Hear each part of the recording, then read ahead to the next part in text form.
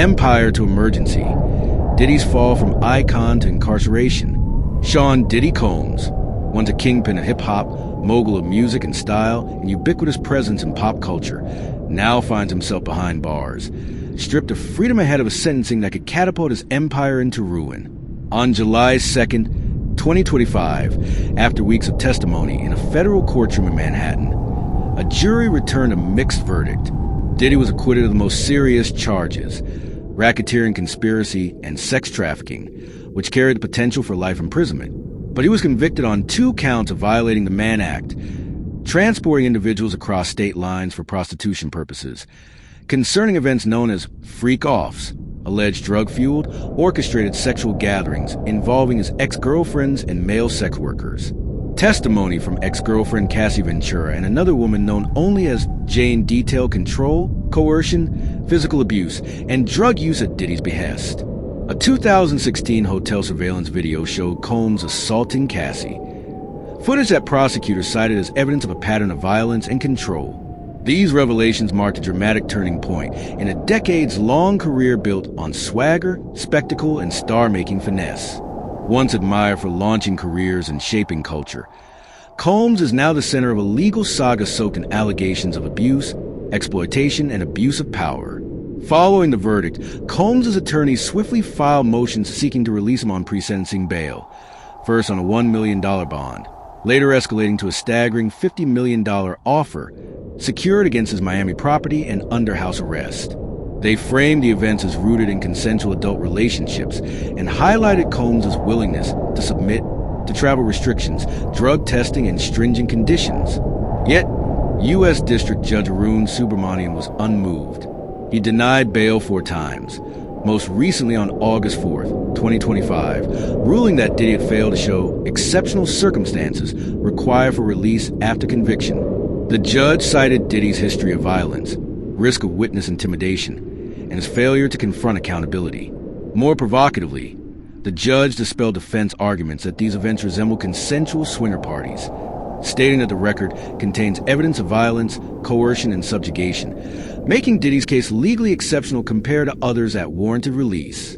The judge also addressed the Brooklyn Metropolitan Detention Center, MDC, conditions, where Combs has been held since his September 2024 arrest, acknowledging report of overcrowding and squalor, but affirming that prison staff have kept him safe. Unique prison hardships, his lawyers argued, should qualify as exceptional circumstances. Yet Subramanian remained firm, stating that the legal standard was unmet. Worse than legend? Combs' legal team's latest tactic detailed what his lawyers described as inhumane conditions inside the facility. Expired or maggot-infested food, routine lockdowns, unsanitary conditions, and insufficient medical care. They argued these conditions constitute the kind of extreme hardship qualifying as exceptional circumstance.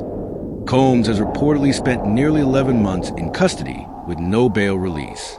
But prosecutors insist that detention under these circumstances is mandatory under federal law for convictions on interstate prostitution counts. With sentencing set for October 3rd, 2025, and Combs having already served significant time, public debate swirls around whether the conditions, while poor, are sufficient grounds for bail. Under the law, each conviction carries up to 10 years in prison, meaning Combs could theoretically face a 20-year maximum sentence. However, sentencing guidelines, non-binding in federal court, have become a battleground. Prosecutors now argue the calculated sentencing range may be substantially higher than the initially projected 4 to 5 years, pointing to aggravating factors and his celebrity influence. His defense counters with guidelines estimating just 21 to 27 months, contending he's being unfairly penalized for a nonviolent lifestyle choice. Judge Subramanian retains wide latitude and could go beyond or beneath the guidelines, making the outcome unpredictable. Crucial questions remain.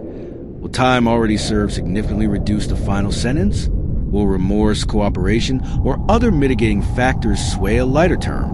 Or will the court choose to make an example of one of hip-hop's most iconic figures?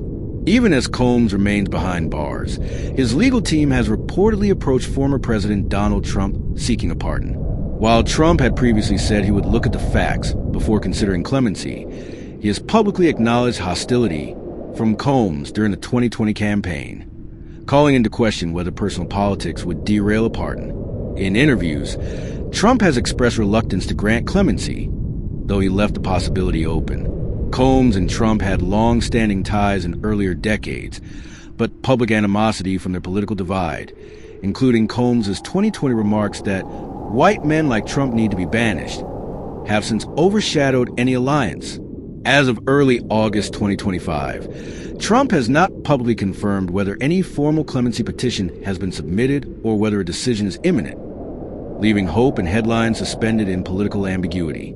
The verdict and surrounding fallout mark a seismic shift, not only for Combs, but for the broader conversation about consent, power dynamics, and accountability in the entertainment industry.